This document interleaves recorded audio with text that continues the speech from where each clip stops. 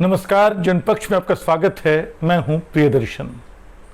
दोस्तों, जब से डोनाल्ड ट्रंप अमेरिका के राष्ट्रपति बने हैं तब से भारतीय मीडिया की मुसीबत कम होने का नाम नहीं ले रही।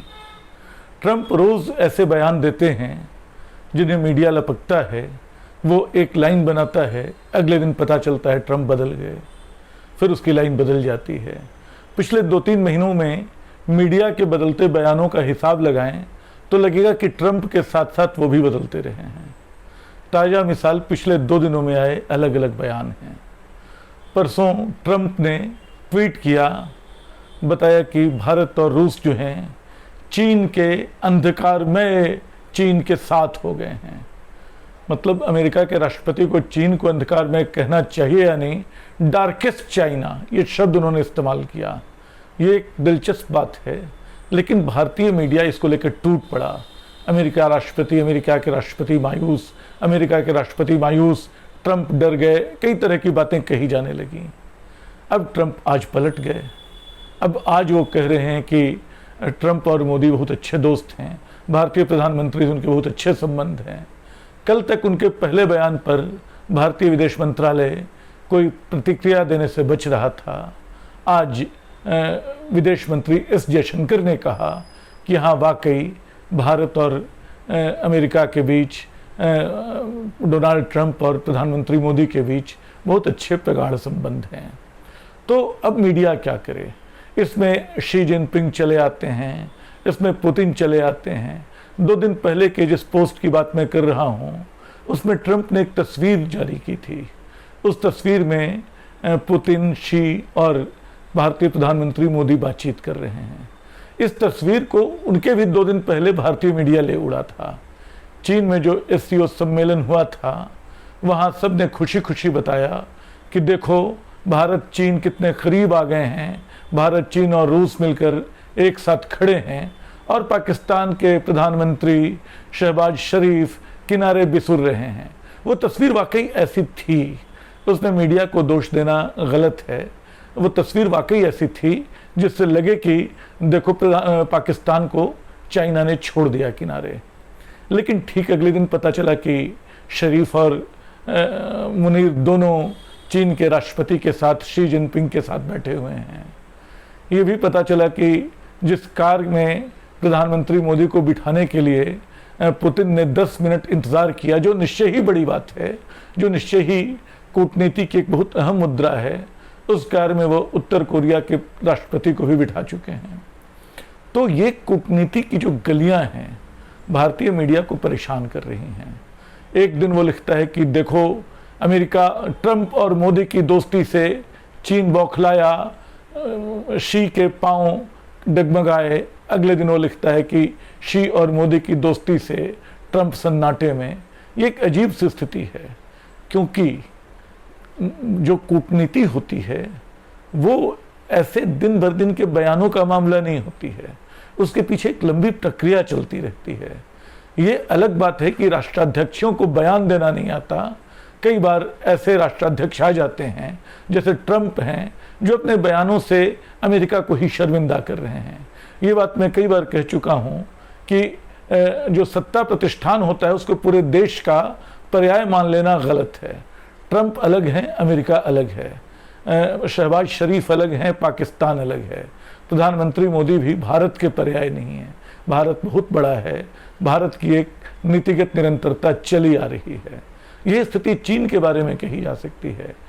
चीन को जिसको डार्केस्ट बता रहे हैं ट्रंप, उसकी अमेरिका के साथ जो कारोबारी दोस्ती है वो ऐसी ही क्यों टूट नहीं सकती है।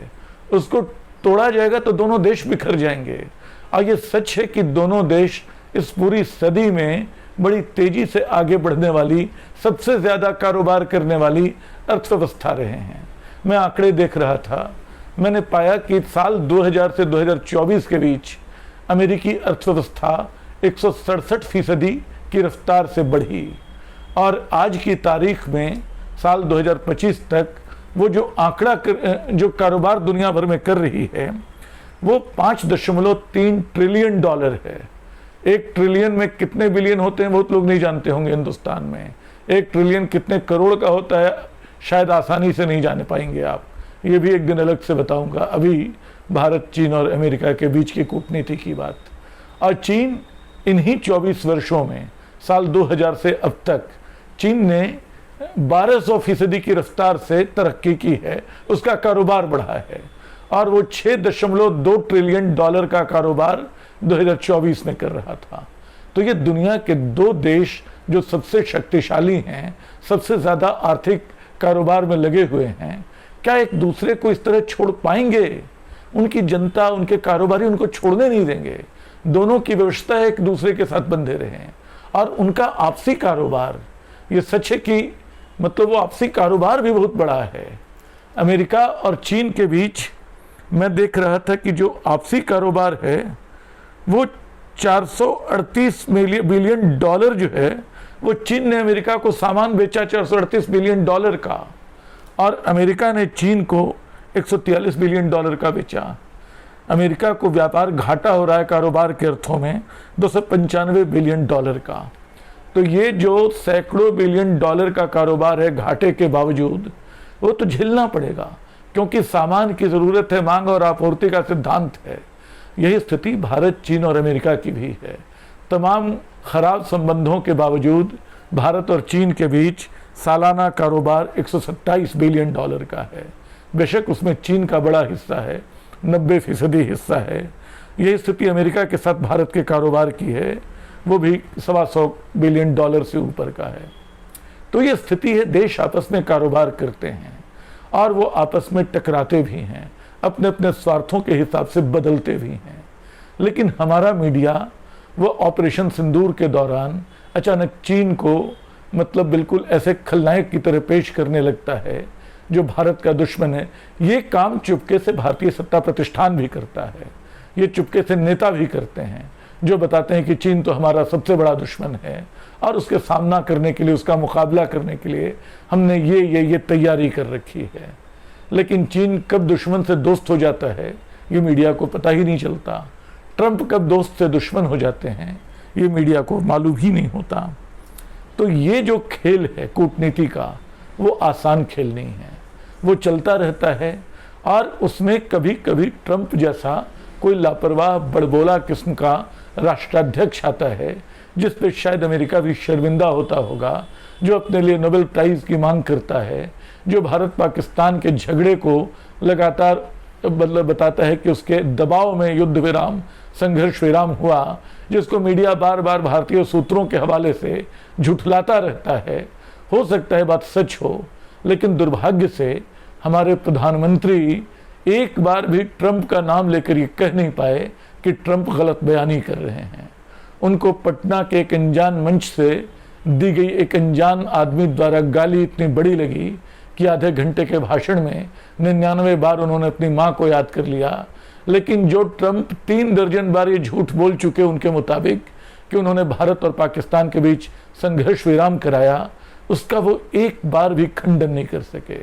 ये कूटनीतिक व्यवस्था है, राजनीतिक मजबूरी है, सयानापन है, जो भी हो, लेकिन ये खेल अलग तरह का है। और मुझे पिछले कई महीनों से, मैं इस मीडिया का हिस्सा हूँ, मैं जानता हूँ कि उसमें मैं शामिल हूँ, लेकिन मीडिया को ट्रंप की तरह अपरिपक्वता नहीं दिखानी चाहिए, उसके बयानों की ज़्यादा सख्त चीर फाड़ करनी चाहिए। अमेरिका शायद, जो मैं फिर दोहरा रहा हूँ, कि ट्रंप से शर्मिंदा होगा, लेकिन ऐसा राष्ट्रपति चुना क्यों गया? क्योंकि इस राष्ट्रपति ने, अमेरिका में ट्रंप ने ये एक जख्म दिया कि यहाँ तो जो श्वेत लोग हैं, जो गोरे लोग हैं, जो वाइट हैं, वो सताए जा रहे हैं। और अमेरिका फर्स्ट बनाना है दुनिया में, अमेरिका फर्स्ट का नारा वो दे रहे हैं। आज उन्होंने एक नया काम और किया है। जब मैं वीडियो रिकॉर्ड कर रहा हूँ तब मैं देख रहा था, आज इस बार सत्ता हासिल करने के बाद उन्होंने अपना 200वां एग्जीक्यूटिव ऑर्डर जारी किया है और अमेरिका के रक्षा विभाग को, अमेरिका के रक्षा मंत्रालय को अब युद्ध मंत्रालय घोषित कर दिया है। वो रक्षा मंत्रालय नहीं रहेगा, वार डिपार्टमेंट होगा। ये अपने आप में बताता है कि ट्रंप किस तरह सोचते हैं। ये सच है कि दुनिया भर में अमेरिका अरसे तक शांति के नाम पर युद्ध लड़ता रहा है, उसने दुनिया के कई देशों को तबाह किया है, लेकिन ये पहली बार है जब रक्षा को छोड़ के एक अमेरिकी राष्ट्रपति युद्ध की बात कर रहे हैं, हमें मानना चाहिए कि अमेरिका का दृष्टिकोण नहीं है, अमेरिकी राष्ट्रपति का दृष्टिकोण है। और हमें यह समझना चाहिए कि दुनिया भर के देशों के राष्ट्रपतियों, प्रधानमंत्रियों के जो दृष्टिकोण होते हैं वो उनके देश के नहीं होते, उनके अपने होते हैं। कहीं हम लोगों को आम आवाम और सत्ता के बीच फ़र्क करना थोड़ा सीखना चाहिए। इससे शायद हम एक बेहतर ढंग से अपनी दुनिया, अपने समाज, अपने देश को समझ सकेंगे। मुझे उम्मीद है वीडियो आपको पसंद आएगा। आप अपनी राय ज़रूर दें। संवाद का सिलसिला जारी रहेगा। शुक्रिया।